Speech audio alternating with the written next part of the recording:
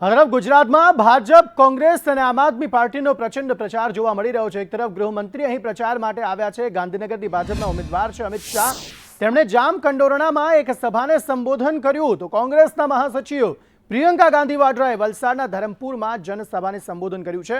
તો આમ આદમી પાર્ટીના સાંસદ એવા સંજય સિંહે ભરૂચમાં ચૈતર વસાવવા માટે પ્રચાર કર્યો, પદયાત્રા કરી, વેપારીઓ સાથે વાતચીત કરી, આમ આદમી પાર્ટીના અને ઇન્ડિયા ગઠબંધનના નેતાને મત આપવા માટે લોકોને અપીલ કરી અને વિશ્વાસ વ્યક્ત કર્યો છે કે જનતા પરિવર્તન ઈચ્છે છે અને આ વખતે ભરૂચમાં પરિવર્તન આવશે। રાજકીય પક્ષોનો પ્રચાર વધુ આક્રમક બની રહ્યો છે। દિગ્ગજ નેતાઓનું આગમન ગુજરાતમાં શરૂ થઈ ચૂક્યું છે। 7 તારીખે મતદાન છે। તમામ લોકોને અપીલ કરવામાં આવી રહી છે વધુને વધુ મતદાન કરવામાં આવે, પરંતુ તે પહેલા આક્ષેપ પ્રત્યાક્ષેપની રાજનીતિ પણ આ સંબોધનમાં, સભામાં જોવા મળી રહી છે।